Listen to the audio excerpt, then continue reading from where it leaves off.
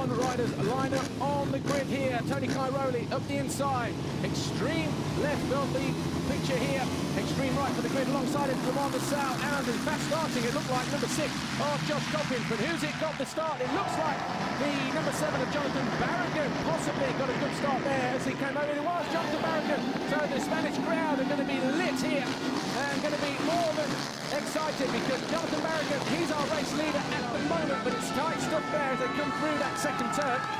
Cairoli at the inside, then we've got Billy McKenzie on the CS Honda, Devin Philippart, Josh Coppins, as McKenzie now moves second, and forces Italian Tony Cairoli third. Oh, and another bar bashing session here from Philippart and Cairoli, and this is obviously picking up from where they left off in race 2 in Agueda just 1 week ago. McKenzie and Cairoli second and third. Cairoli's going to switch back to the inside here, gets on the go and takes them both down, and Billy McKenzie lands on that hand, and you can see he's obviously having a go there at Tony Cairoli. Lap 2 of the race, and a desperate Tony Cairoli there doing himself absolutely no favours at all and taking out Billy McKenzie in the process. You could see he was trying to line himself up, but he went too square coming out of that turn, got on the gas. Billy McKenzie was minding his own business, was coming around the curve, and Tony Cairoli takes them both out of the race here, and fortunately they're back on their bikes, but they are going to be well down the leaderboard. And that was Coppins jumping short, and that allows Tony Cairoli to get the power down. Oh, whoa! And that was a big move there. Tony Cairoli, he's gone down here, and you see he's got his knee trapped into that bike. He tried to find a way. You see fuel just leaking out the top of that Yamaha there, possibly from that earlier collision with Billy McKenzie on lap 2, and Tony Cairoli, after doing all that hard work, getting himself into 5th place with a couple of minutes plus 2 laps to go, finds himself on the dirt here in Bellpuig for the 2nd time in this 40-minute race.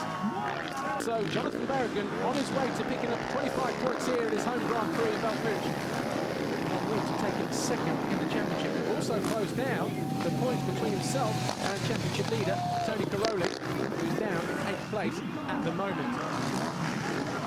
His lead was about 20 seconds at one point, even going into the last lap, but he backed it off, brought it home safely on 2 wheels, picks up 25 points in the process, overhauls Kendon Dyker for 2nd in the championship.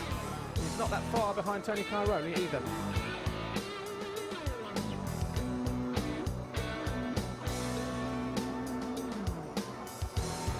Head down. Who's it going to be as the gate drops here for race number 2? And one of the Suzuki tried to go too early. That might have been Fabian Isoire on the Valenti Suzuki, but it looks like Josh Coppins has got a hot shot here.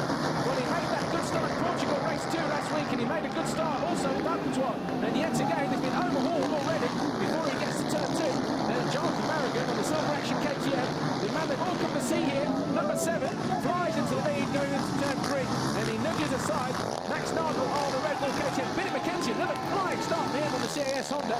They're in 3rd place. Then it's the 222, all in blue of Tony Cairoli, and he does look like he's riding wounded. Then it's Josh Coppins in 5th place. Then there's David Philippart in 6th, and Kendon Dyker didn't finish race 1. He's there in 7th. Purely, simply heroic effort here from Tony Cairoli, the Sicilian. 2-time MX2 World Champion, and he got a little bit close to Max Nagel there. Nagel certainly knows that the Sicilian is there. Holds a tight line coming through this next right-hander. Tony Cairoli just has to be patient here. But surely somewhere around this lap, Max Nagel getting the hurry on here. Under the Tecker Bridge, he goes to the inside to ride defensive. And Cairoli will come hot there, high and wide, try to swing around the outside. He changes his line there, we've got back markers ahead. This is going to get interesting here under the Red Bull grid at the final time. Nagel goes inside. Cairoli has no choice but to follow him. That's Rob Van Veefaken on the Dan Beers Yamaha number 56 just ahead of him. He moves out of the way. But there's still another back marker down there. Looks like Kevin Woods on the Shinray Honda number 75, and a mistake from Nagel. Doesn't quite get over the double jump. Cairoli's through. And that was all it took. Max Nagel got a panic on. He came out of that turn at the bottom of the hill. Made a mistake, didn't get the drive, almost jumped out of the circuit, and Tony Cairoli, well, he almost makes a mistake there as a back marker. Kevin Woods still holding him up here. But Tony Cairoli, well, you've got to hand it to him, he's picked himself up off the deck twice in Moto 1. Still fought back to salvage 8th place. He looks back to see Max Nagel there, because this Kevin Woods is holding up the job here, and I think a mistake there from Max Nagel. He's going to run out of time, there's 3 corners to go. go, right at the top end of the circuit. Cairoli goes to the inside. Nagel, well, there's nothing we can do from there. He's almost got the whole of that downhill descent. Cairoli whips it to the crowd, flicks it through the penultimate corner, has a quick look at his team, his pit crew. It's bounced around going into the final corner, but Tony Cairoli will win the second moto here at the GP of Catalonia. Jonathan Barragan will take the overall victory. Max Nagel, despite that heroic effort, he loses fourth overall. Tony Cairoli goes third overall, so no wonder Tony Cairoli was happy. He steals the third and final place of the podium from Max Nagel right at the death. But number 7, Jonathan Barragan, well, after last week in Portugal where he picked up 8th and 10th, many possibly wondered whether Barragan had it in him to pick a victory here overall this weekend. But the Silver Action KTM rider from Madrid manages to hang on here and takes victory to add to the one he added, the one he picked up in Valkenswaard at round 4.